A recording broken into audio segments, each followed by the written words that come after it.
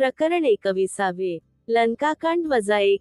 श्रीलंकेचे राष्ट्राध्यक्ष महिंदा राजपक्षे यांचा अध्यक्षपदाच्या निवडणुकीत पराभव होईल, असे कुणाच्या स्वप्नातही आले नव्हते. आणि यावे तरी का? त्यांच्या नेतृत्वाखाली श्रीलंकेने दहशतवादा विरोधातील युद्ध जिंकले होते. लिबरेशन टायगर्स ऑफ तमिळीलम (LTTE) ही जगातली तेव्हाची सर्वात मोठी दहशतवादी संघटना. स्वतंत्र लष्करी फौजच होती तीर्थरूप. भारताने आणि ने जोजवलेली, नंतर ISI ने वाढवलेली.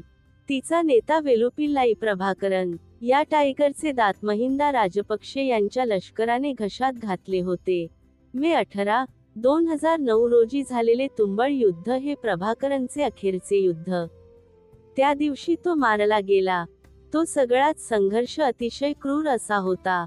LTTE ही तर बोलून चालून दहशतवादीच संघटना. भावनिक राजकारण आणि क्रूर हिंसा हेच तिचे आधार. राज्यव्यवस्थेने तसे आधार घ्यायचे नसतात. राज्यव्यवस्थेला काही विधिनिषेध पाळायचेच असतात. अन्यथा राज्ययंत्रणा आणि दहशतवादी यांच्यात काही फरकच उरत नाही. पण हा झाला आदर्श व्यवहार. राजपक्षे यांना त्याची पर्वा नव्हती. अत्यंत क्रूरपणे त्यांनी तमिळ दहशतवाद्यांची ही संघटना संपवली. आजही त्या क्रौर्याच्या, मानवाधिकार भंगाच्या कहाण्यांनी जागतिक समुदायाच्या अंगावर शहारे येत आहेत. परंतु त्याच गोष्टींनी राजपक्षे यांना सिंघली जनतेचे नायक बनविले. यादवी युद्ध संपवणारा नेता, अशी बलदंड प्रतिमा तयार झाली त्यांची. युद्धानंतरचा काळ मोठा कठीण असतो. त्यात विजय कोणाचाही होवो, देशाच्या अर्थव्यवस्थेचा पराभवच झालेला असतो. परंतु राजपक्षे यांनी त्या कठीण काळातही देशाची अर्थव्यवस्था सावरली. देशाला प्रगतीच्या मार्गावर आणले. अशा नेत्याच्या मागे मतदार स्वाभाविकच ठामपणे उभे राहतील, असे सर्वांनाच वाटत होते. सुमनदास अबेय गुणवर्धने हे राजपक्षे यांचे दरबारी ज्योतिषी. त्यांनीही राजपक्षेंच्याच विजयाचे भविष्यच वर्तवले होते. पण होरा चुकला त्यांचा. कारण राजपक्षे प्रशासनातला भ्रष्टाचार, वशिलेबाजी, सावळा गोंधळ, मानवाधिकार भंग, LTTE विरोधातील संघर्षात श्रीलंकेच्या लष्कराने तमिळ नागरिकांवर जे अत्याचार केले, त्याच्या जखमा अजूनही ताज्याच होत्या. राजपक्षेंविरोधातला संताप तमिळींच्या मनात धुमस्तच होता. कारणे अनेक होती. लोकशाही प्रक्रियेमध्ये सरकार हे लोकांनी निवडून दिलेले असते, हे खरे. परंतु लोकांनी कोणाला निवडून द्यायचे, हे लोकांनीच ठरवलेले असते, असे नव्हे. ते ठरवणारे आणि लोकांना तसे करायला भाग पाडणारे कोणी वेगळेच असतात. त्यासाठी सायबॉर वा प्रोपगंडा यांसारखी विविध साधने, तंत्रे वापरली जातात. लोकशाही प्रक्रियेला भ्रष्ट केले जाते. राजपक्षे हे यात चांगलेच वस्ताद होते. LTTE ही त्यांची शत्रू क्रमांक 1. कडवा विरोध त्यांचा LTTEच्या कृत्यांना आणि विचारांना. परंतु सत्तेच्या राजकारणात असे विरोध अनेकदा फसवेच असतात. त्या विरोधांचा वापर अनेकदा मतदारांच्या डोळ्यांत धूळ फेकण्यासाठीच केला जातो.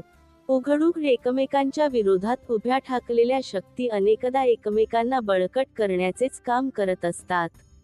याला व्यावहारिक राजकारण म्हणतात. 2005च्या अध्यक्षीय निवडणुकीत राजपक्षे यांनी तेच केले. ती निवडणूक त्यांनी जिंकली, ती LTTEमुळे. LTTEने त्या निवडणुकीवर बहिष्कार टाकला होता. तमिळ नागरिकांना मतदानापासून शस्त्रबळाने रोखले होते. त्याचा परिणाम असा झाला की, सिंघली मतदारांची बहुतांशी मते राजपक्षे यांना मिळाली आणि त्यांच्या विरोधातील मते मतपेटीपर्यंत येऊच शकली नाहीत. त्यांच्या विरोधात उभे होते विरोधी पक्षनेते आणि माजी पंतप्रधान रणील विक्रमसिंघे.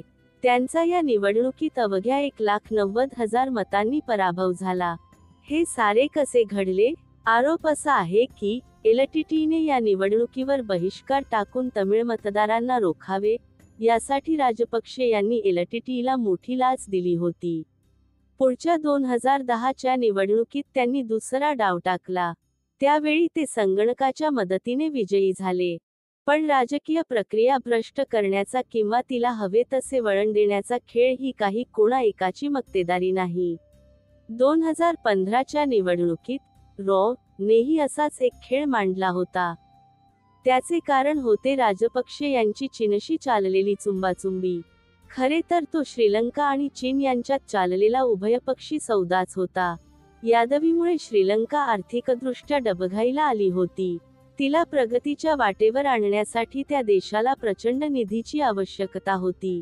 ती गरज चीनने भागवली. रस्ते, बंदरे, विमानतळ यांच्या निर्मितीसाठी अब्जावधी डॉलरचे कर्ज चीनने दिले, तेही अगदी 0% व्याजदराने. पण चीनने काही धर्मादाय खाते उघडलेले नव्हते. श्रीलंकेमध्ये गुंतवणूक करण्यात, त्या देशामध्ये निधीचा वर्षाव करण्यात चीनचे विस्तारवादी आणि मुख्यतः भारतविरोधी हेतू स्पष्टच होते. हिंदी महासागरात अंकुश ठेवण्यासाठी चीनी नौदलाला श्रीलंकेची आवश्यकता होती. कर्ज देऊन त्यांनी श्रीलंकेचे सहकार्य खरेदी केले.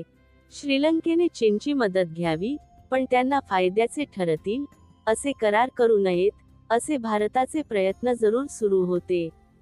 मे 2014 मध्ये नरेंद्र मोदी यांनी आपल्या पंतप्रधानपदाच्या शपथविधी सोहळ्यासाठी राजपक्षे यांना खास आमंत्रण दिले. तो या राजनैतिक डावपेचांचाच एक भाग होता.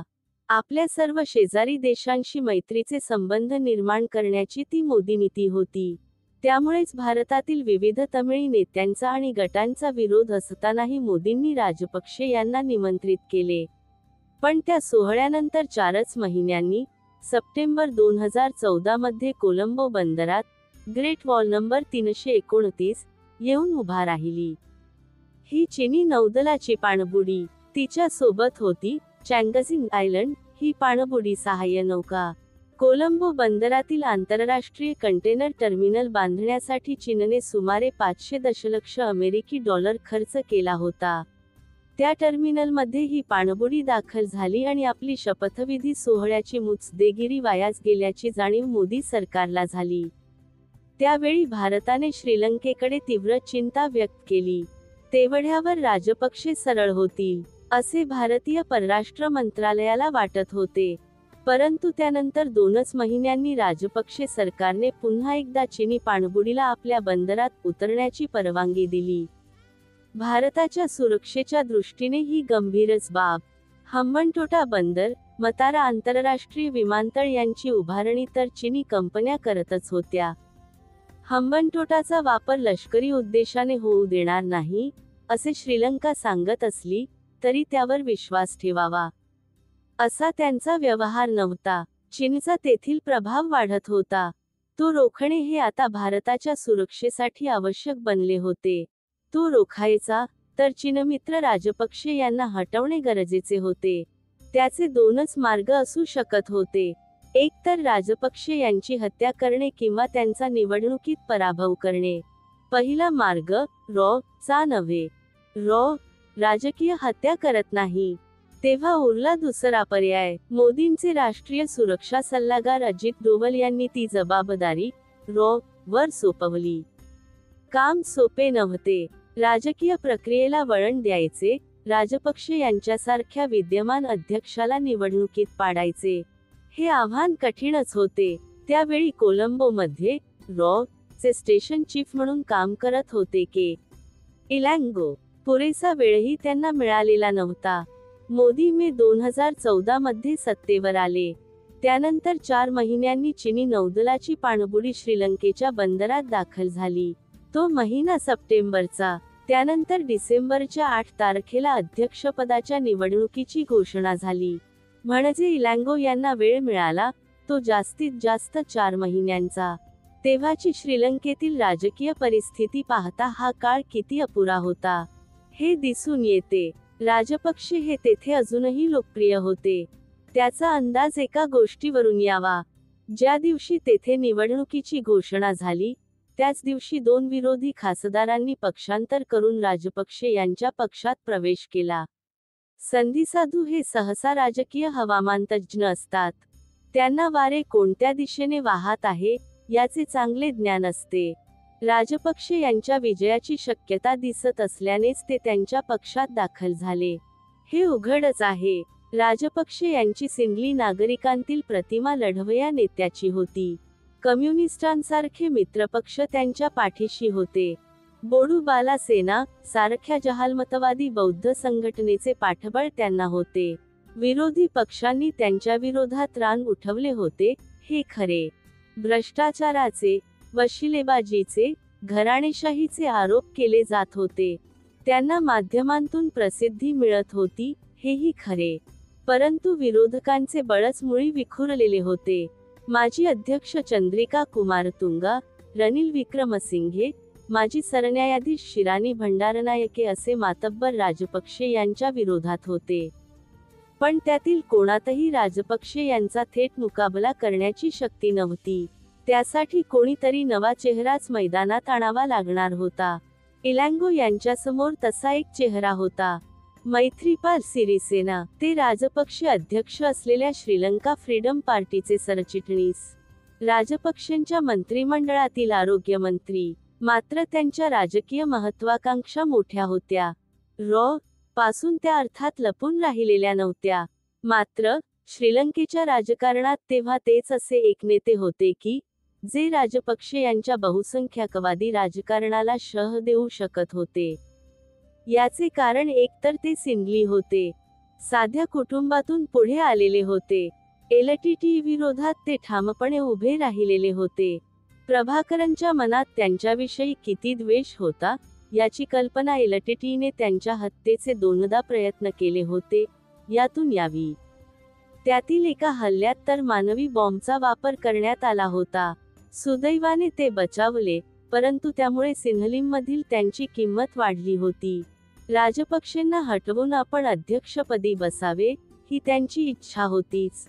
इलँगो यांनी त्या इच्छेला हवा दिली आणि निवडणूक जाहीर होण्याच्या अवघ्या 15 दिवस आधी सिरिसेना यांनी राजपक्षेंविरोधात बंड केले. त्यांच्यासमवेत 5 खासदारांनीही पक्षत्याग केला. परंतु एवढ्यावरच भागणार नव्हते. राजपक्षांच्या विरोधातील सर्व शक्ती सिरिसेना यांच्यामागे एकवटणे आवश्यक होते. चे अधिकारी त्या दृष्टीने कामाला लागलेलेच होते. त्यांनी सर्व विरोधकांना एकत्र आणून त्यांची आघाडी तयार करण्याचे काम सुरू केले होतेच. या आघाडीचे सर्वसहमतीचे उमेदवार म्हणून सिरिसेना यांचे नाव जाहीर करणे बाकी होते.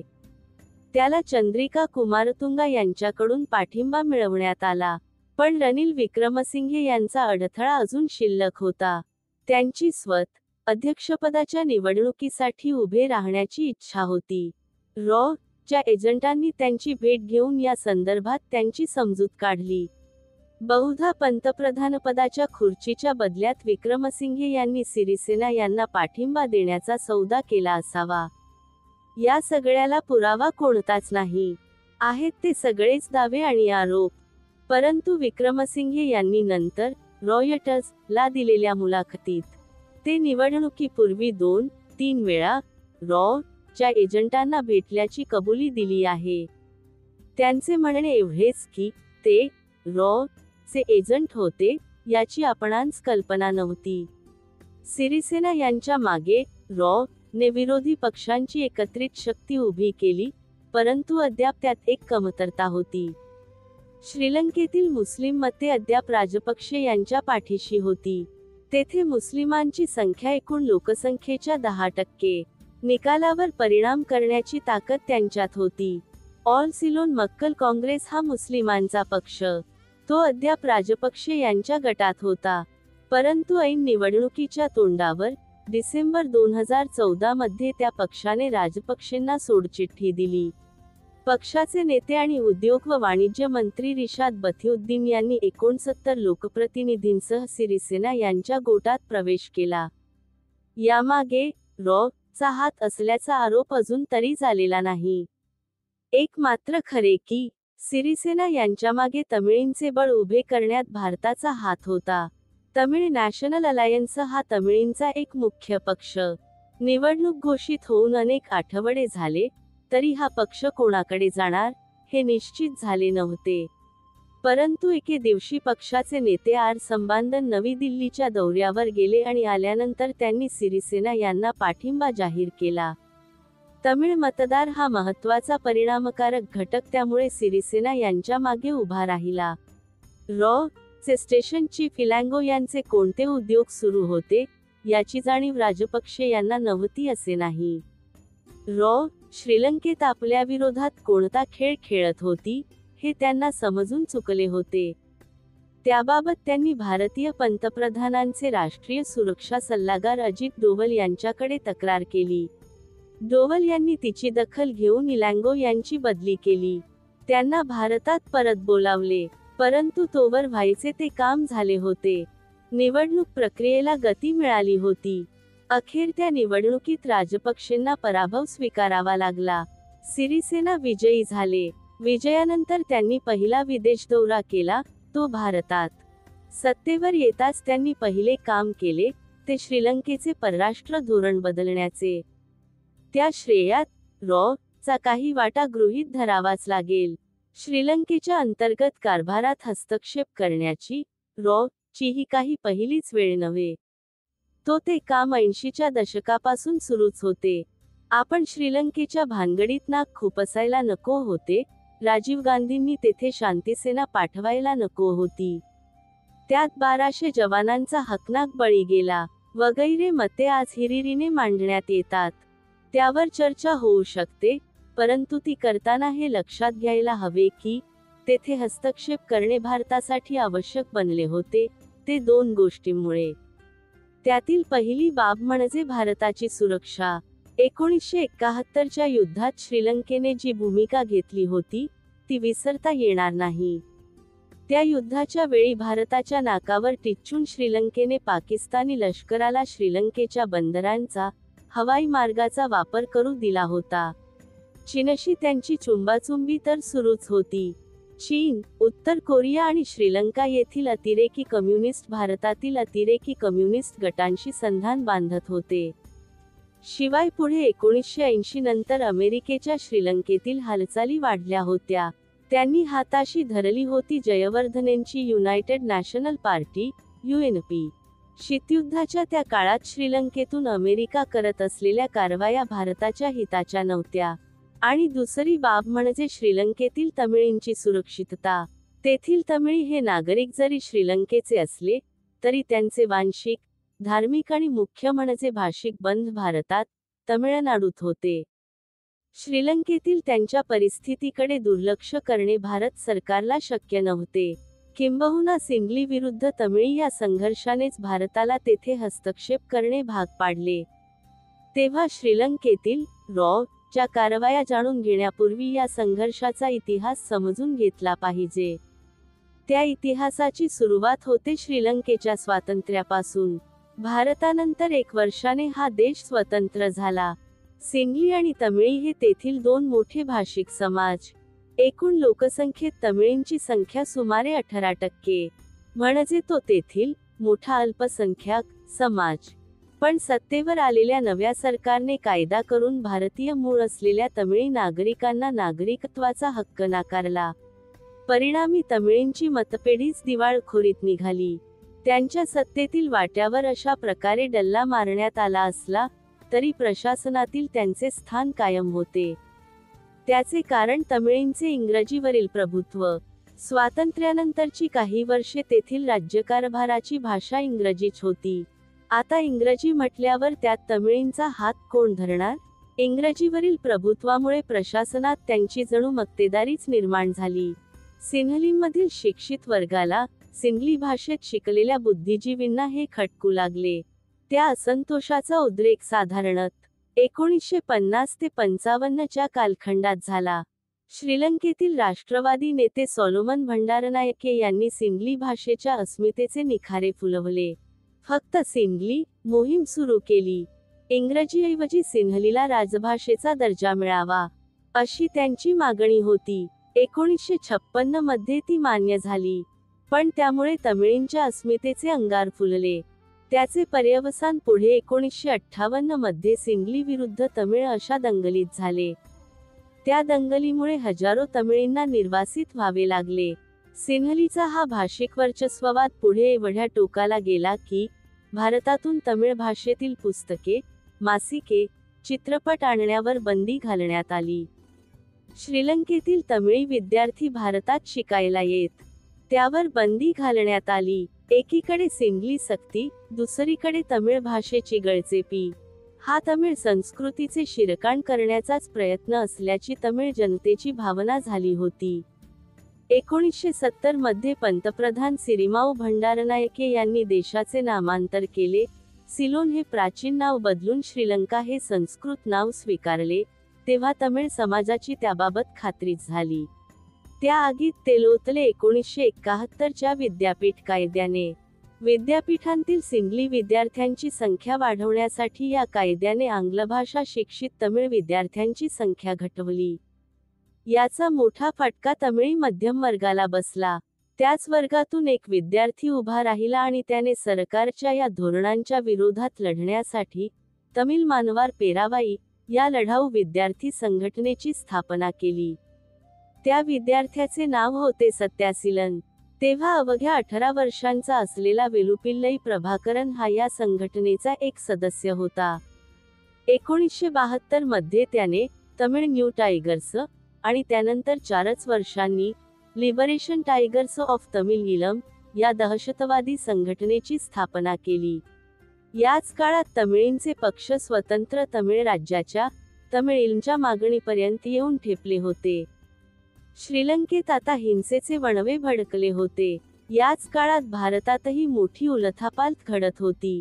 जुलै 25, 1975 रोजी इंदिरा गांधी यांनी पुकारलेली आणीबाणी, 19 महिन्यांनी त्यांनी जाहीर केलेल्या निवडणुका, त्यांचा 20 मार्च 1977 रोजी लागलेला निकाल आणि त्यात जनता पक्षाला मिळालेले ऐतिहासिक बहुमत. भारत एका संक्रमणाच्या कालखंडातून चालला होता आणि त्याच वर्षी श्रीलंकेत पाशवी बहुमत मिळवून ज्युनियस रिचर्ड तथा जे.आर. जयवर्धने हे पंतप्रधानपदी आले होते. सत्तेवर येताच या पाशवी बहुमताच्या बळावर त्यांनी राज्यघटना बदलली. आतापर्यंत देशाचे अध्यक्ष हे नामधारी होते. त्या पदाकडे त्यांनी मोठे कार्यकारी अधिकार दिले आणि त्या पदावर जाऊन बसले. जयवर्धने आणि जवाहरलाल नेहरू यांचे संबंध सौहार्दाचे होते. तसे इंदिरा गांधी आणि त्यांच्या संबंधांबाबत म्हणता येणार नाही. पिढीचा फरक हे त्याचे जसे एक कारण, तसाच जयवर्धने यांचा अमेरिकेकडे असलेला कल हेही त्यास कारणीभूत होते. तेव्हाच्या काही घटनांमधून तो कल स्पष्टपणे समोर आला होता. त्यातील एक घटना होती अमेरिकेला पेट्रोलच्या टाक्या भाड्याने देण्याची. त्रिंकोमालीत दुसऱ्या महायुद्धाच्या काळात दोस्त राष्ट्रांनी पेट्रोलच्या मोठमोठ्या साठवण टाक्या बांधून ठेवल्या होत्या. सिंगापूरमधील एक कंपनी त्या टाक्या भाड्याने घेण्याच्या प्रयत्नात होती. श्रीलंका सरकारशी त्यांच्या वाटाघाटी सुरू होत्या, अशी माहिती ला मिळाली होती. सिंगापूरच्या कंपनीला त्या टाक्यांमध्ये एवढा का रस, असा प्रश्न च्या अधिकाऱ्यांना पडला. त्यांनी खोलात जाऊन त्याची चौकशी केली.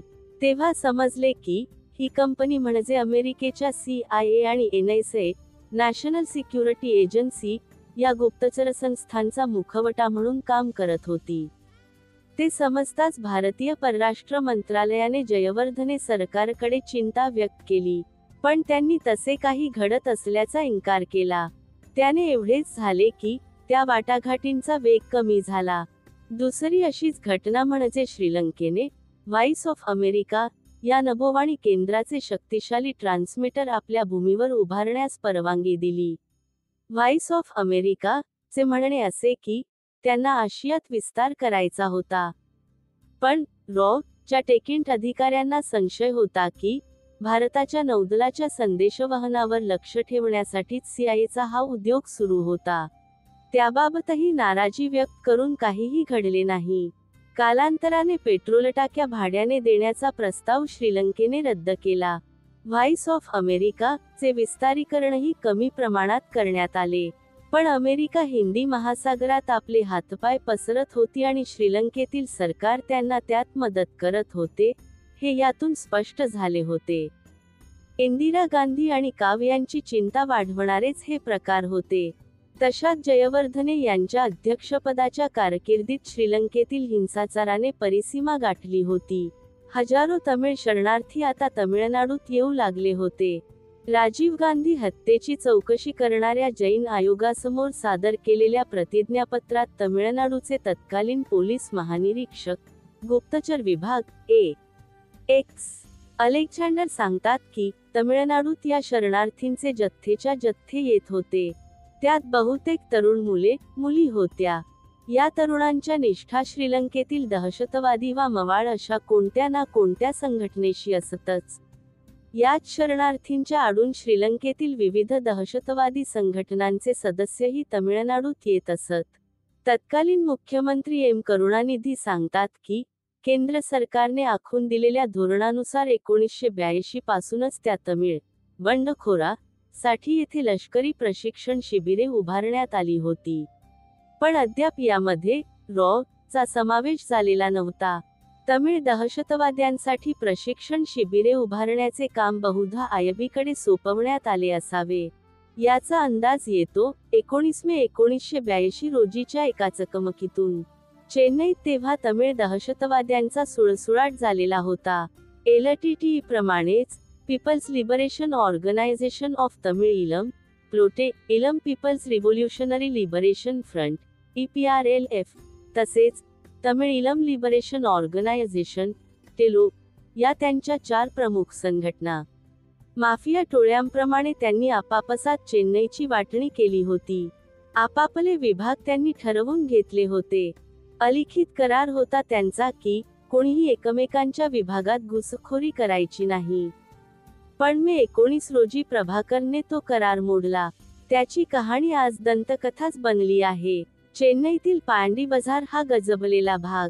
19 मेच्या रात्री 9:15च्या सुमारास तेथील एका हॉटेलात निवांत जेवण करून उमा महेश्वरन आणि ज्योतिस्वर्ण हे दोघे बाहेर पडले होते. उमा महेश्वरन हा प्लोटेचा संस्थापक. तो पूर्वी प्रभाकरनचा मित्र होता. 1976 मध्ये त्यांनी दोघांनी मिळूनच तमिळ न्यू टायगर्स ची स्थापना केली होती. एलटीटीई मध्येही दोघे बरोबरच होते. पण उमाच्या प्रेमप्रकरणामुळे त्यांच्यात फूट पडली. एलटीटीईची पहिली महिला दहशतवादी म्हणून जिचे नाव घेतले जाते त्या उर्मिला कांदिया हिच्यावर उमाचे प्रेम होते. प्रभाकरनचा त्याला विरोध होता. संघटनेत कोणीही प्रेमाची भानगड करायची नाही असा नियमच केला होता त्याने. त्याचे म्हणणे असे की प्रेम करायचे ते क्रांतीवर, मुलींवर नव्हे. त्यामुळे त्याने उमाला एलटीटीईमधून हाकलून दिले. त्याने मग आपली स्वतंत्र संघटना स्थापन केली. ते दोघेही आता एकमेकांचे कट्टर शत्रू बनले होते. तर त्या रात्री उमा आणि ज्योतिस्वर्ण हॉटेलमधून बाहेर होऊन आपल्या मोटारसायकलवर बसणारच तेवढ्यात त्यांना समोर प्रभाकरन दिसला. त्याच्याबरोबर त्याचा विश्वासू साथीदार शिवकुमार हाही होता. त्यांना पाहताच उमा आणि ज्योतिस्वर्ण यांच्या मस्तकाची शीर तडकली. आपल्या भागात प्रभाकरन खुलेआम येतो म्हणजे काय? त्या दोघांनीही पटकन खिशातून रिव्हॉल्वर बाहेर काढले. पण प्रभाकर त्यांच्याहून अधिक चपळ होता. त्या दोघांनी चाप ओढायच्या आतच प्रभाकरने त्यांच्यावर 6 गोळ्या झाडल्या. त्यातून उमा बचावला. पण ज्योतिस्वरणच्या मांड्यांमध्ये 5 गोळ्या घुसल्या. तो तेथेच कोसळला. बाकीचे सगळे तेथून पसार झाले. पण प्रभाकरन आणि शिवकुमार यांचे दैव तेव्हा जोरावर नव्हते. पोलिसांनी पाठलाग करून त्यांना पकडले. काहींच्या म्हणण्यानुसार प्रभाकरने पोलीस ठाण्यात जाऊन शरणागती पत्करली. ते काहीही असो, पोलिसांनी त्यांना सामान्य गुंडांप्रमाणे अटक केली. न्यायालयाने त्यांना 5 ऑगस्टपर्यंत न्यायालयीन कोठडी दिली. त्यांच्या अटकेने त्यांचे समर्थक अगदी हबकून गेले. त्यांना भीती अशी होती की भारत सरकार आपल्या नेत्यांना श्रीलंकेच्या ताब्यात देईल. श्रीलंका सरकारने त्यांच्या हस्तांतराची मागणी केली होतीच. त्यामुळे नेत्यांच्या सुटकेसाठी समर्थकांनी आकाश पाताळ एक करण्यास सुरुवात केली. तमिळनाडू सरकारवर दबाव आणण्यात येऊ लागला. अखेर त्यांची जामिनावर सुटका करण्यात आली. परंतु ती केवळ साध्या न्यायालयीन प्रक्रियेनुसार झालेली सुटका नव्हती. तमिळनाडूचे पोलीस महासंचालक, गुप्तचर विभाग के. मोहनदास यांनी जैन आयोगासमोर दिलेल्या माहितीनुसार प्रभाकरन, उमा महेश्वरन आदींना या गोळीबार प्रकरणी अटक झाल्यानंतर काही दिवसांनी आयबीचे तत्कालीन संचालक एम के. नारायणन हे दिल्लीहून मोहनदास यांना भेटण्यासाठी आले होते.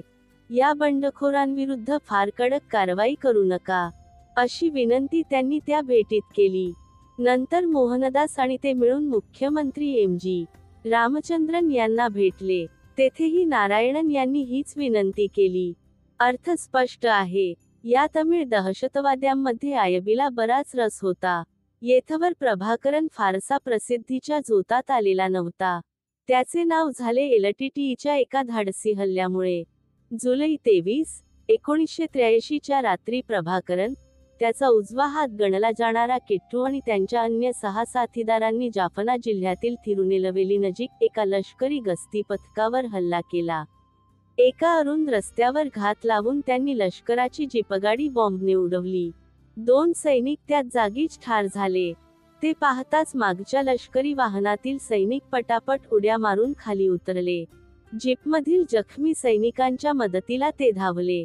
त्याबरोबर रस्त्याच्या बाजूला लपून बसलेल्या या दहशतवाद्यांनी त्यांच्यावर अंदाधुंद गोळीबार केला. त्यात 15 सैनिक मारले गेले. त्यांचे मृतदेह कोलंबोला आणले गेले. ते पाहून सिन्हलीमध्ये संतापाचा भडका उडाला. ठिकठिकाणी तमिळींविरोधात दंगली पेटल्या. वेचून त्यांना ठार मारण्यात येऊ लागले. ब्लॅक जुलै म्हणून ओळखल्या जाणाऱ्या त्या दंगलींत हजारो तमिळींची हत्या झाली, हजारो बेघर झाले. तमिळींचे असे हत्याकांड होताना हातावर हात ठेवून बसणे भारताला शक्य नव्हते. तमिळनाडूत ज्यांना मक्कल थिलागम म्हणजे लोकांचा राजा म्हणून ओळखले जात असे, ते तत्कालीन मुख्यमंत्री एम.जी. रामचंद्रन, विरोधी पक्षनेते एम. करुणानिधी यांचा इंदिरा सरकारवरील दबाव वाढत चालला होता. भारतीय परराष्ट्र मंत्रालयाच्या 1984 ते 85 सालच्या वार्षिक अहवालामधील नोंदीनुसार, त्या दंगली सुरू झाल्याच्या 5व्या दिवशी इंदिरा गांधी यांनी परराष्ट्रमंत्री पी.व्ही. नरसिंहराव यांना जातीने कोलंबोला पाठवले. 29 जुलैच्या सकाळी ते राष्ट्राध्यक्ष जयवर्धने यांना भेटले. सुमारे तासभर त्यांच्याशी चर्चा केली. तमिळनाडूतील वांशिक संघर्षात तातडीने मार्ग निघावा, हीच भारताची इच्छा होती. कारण त्याचा थेट परिणाम भारतावर होत होता. या दंगलीनंतर 40,000हून अधिक शरणार्थींनी भारताचा आसरा घेतला होता. जयवर्धने यांना नरसिंहराव हे परोपरीने समजावून सांगत होते. परंतु जयवर्धने यांच्या मनात काही भलतेच होते. भारताची भूमिका आणि हेतू योग्य नसल्याचा आरोप ते करत होते. श्रीलंकेच्या संघर्षात खऱ्या अर्थाने सहभागी झाली, ती या वळणावर. या संदर्भात पी. नेदुमारन यांचे जैन समितीसमोरील प्रतिज्ञापत्रक लक्षणीय आहे. ते तमिळनाडू कामराज काँग्रेसचे नेते, श्रीलंकेतील तमिळांचे कट्टर समर्थक. त्यांना शस्त्रपुरवठा करण्याचा निर्णयही त्यांनी घेतला. या प्रशिक्षणाची पूर्ण जबाबदारी आता त्यांनी सोपवली वर. त्यावेळी चे प्रमुख होते गिरीशचंद्र सक्सेना. पण इंदिरा गांधी यांच्या या निर्णयामागे होते रामेश्वरनाथ काव. जनता पक्षाच्या मोरारजी देसाई, अटलबिहारी वाजपेयी आदी नेत्यांनी दिलेल्या अपमानास्पद वागणुकीमुळे काव यांना त्यांनीच उभ्या केलेल्या गुप्तचर संघटनेतून बाहेर पडावे लागले होते. 1977 मध्ये त्यांनी च्या प्रमुखपदाचा राजीनामा दिला. देशाच्या गुप्तचर यंत्रणेचे नुकसानच होते ते. परंतु 1980 मध्ये इंदिरा गांधी पुन्हा सत्तेवर आल्या आणि आल्याबरोबर त्यांनी रामनाथ काव यांची आपल्या सल्लागारपदी नियुक्ती केली. इंदिरा गांधी आणि काव यांच्या अजेंड्यावर तसा श्रीलंकेचा प्रश्न होताच. 1971 च्या युद्धकाळात श्रीलंका सरकारने पाकिस्तानला केलेली मदत त्या विसरल्या नव्हत्या. तत्कालीन पंतप्रधान सिरिमाओ भंडारनायके यांची त्यात सुमारास चीनशी वाढत असलेली जवळीकही त्यांच्या डोळ्याआड झालेली नव्हती. श्रीलंकेतील चीनचा वाढता प्रभाव, तेथील कम्युनिस्टांचे वाढते बळ याकडेही त्यांचे लक्ष होते. किंबहुना या कम्युनिस्टांना रोखण्यासाठी इंदिरा गांधी यांनी भंडारनायके यांची भारतविषयक धोरणे विसरून त्यांना मदत केली होती. त्यांचे सरकार वाचवले होते. श्रीलंका आणि यांचा पहिला संबंध आला तो तेव्हा. ती गोष्ट आहे एप्रिल 1971 मधली. तिचा प्रारंभ होतो तो 60च्या दशकात. ते संतप्त तरुणाईचे दशक, चळवळींचे दशक, डाव्या विचारसरणीने भारलेल्या विद्यार्थ्यांचे दशक. जगभरात ही खळबळ सुरू होती. श्रीलंकाही त्यापासून मुक्त नव्हती. त्या देशात कम्युनिस्टांच्या चळवळी आधीपासून सुरू होत्याच. काही डावे पक्षही काम करत होते तेथे. पण ते संसदीय लोकशाहीवर विश्वास ठेवणारे सरकारमध्ये जाऊन त्यांचे नेते बसत. हा कष्टकरी कामकऱ्यांशी त्यांनी केलेला वर्गद्रोहच असे म्हणत. 1965 मध्ये तेथे जनता विमुक्ती पेरमुना (JVP) जनस्वातंत्र्य आघाडी नावाचा नवा पक्ष उदयाला आला होता. त्याचा नेता होता रोहन विजेवीरा. हा मॉस्कोतल्या लुमुंबा विद्यापीठात वैद्यकीय शिक्षण घेऊन आलेला मार्क्स लेनिन यांचा तो चाहता. क्युबातली फिडेल कॅस्ट्रो आणि चे गव्हेरा यांची क्रांती त्याच्या नजरेसमोर होतीच. चीनचा आदर्श त्याच्या डोळ्यांसमोर होता.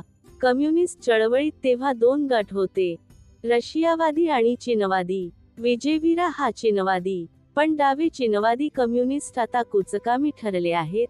आता नव्या कम्युनिस्टांनी चळवळीचा ध्वज पुढे न्यायचा आहे असे मानणारा. त्याने जेव्हीपीच्या झेंड्याखाली अनेक तरुणांना एकत्र आणले. जड नाही गेले ते त्याला. श्रीलंकेतील परिस्थितीच तशी होती. आर्थिकदृष्ट्या अडचणीत होता देश. बेरोजगारी वाढलेली होती. बाहेर शीतयुद्ध चाललेले होते. त्याच्या झळा सर्व जगालाच बसत होत्या. त्यातील अमेरिका ही महासत्ता दूरची. जवळ होता तो भारत. त्याच्याकडे ही कम्युनिस्ट चळवळ एक साम्राज्यवादी देश म्हणूनच पाहत होती. जेव्हीपीची धोरणे सांगणारी 5 व्याख्याने प्रसिद्ध आहेत. त्यात त्यांनी भारताच्या साम्राज्यशाहीचा उहापोह केलेला आहे. या साम्राज्यशाहीला रोखण्यासाठी देशात साम्यवादी समाजरचना स्थापन करण्यासाठी क्रांती करायला हवी, हे जेव्हीपीचे आवाहन होते. त्यावेळी म्हणजे 1970 मध्ये सिरिमाओ भंडारनायके यांचा पक्ष पुन्हा बहुमत मिळवून सत्तेवर आला होता. त्यावेळी विजेवीराचा गट त्यांचा प्रचार करत होता. पण त्यांची एक अट होती. उघडपणे ते सांगत होते की भंडारनायके यांनी लोकांच्या आकांक्षांची पूर्ती केली नाही तर देशात सशस्त्र बंड होईल. गुपचूप त्याची तयारी सुरू होती. विद्यापीठे, लष्करी तळ येथून समर्थक आणि अनुयायी यांची भरती केली जात होती. लष्करातील समर्थकांकडून सैन्याचे तळ, तयारी, नकाशे आदी गोपनीय माहिती मिळवली जात होती. सुमारे 10,000 पूर्णवेळ बंडखोरांची फौज विजेवीरा यांनी उभारली होती. सरकारविरोधात बंडासाठी ते तयार होते. बँका लुटून निधी गोळा केला जात होता. शस्त्रास्त्रांचा साठा करण्यात आला होता. आता फक्त ठिणगी पडण्याची वाट होती. 13 मार्चला पोलिसांनी विजेवीराला अटक केली आणि ती वेळ जवळ आली. 5 एप्रिल 1970 च्या रात्री देशातील अनेक पोलीस ठाण्यांवर एकाच वेळी हल्ले चढवून जेव्हीपीने बंडास सुरुवात केली. पाहता पाहता बंडखोरांनी सरकारची सर्व यंत्रणा हतबल करून टाकली. भंडारनायके यांच्या धोरणांमुळे पोलीस, लष्कर, नौदल यांची ताकद कमी झाली होती. त्याचा फटका आता त्यांना बसत होता.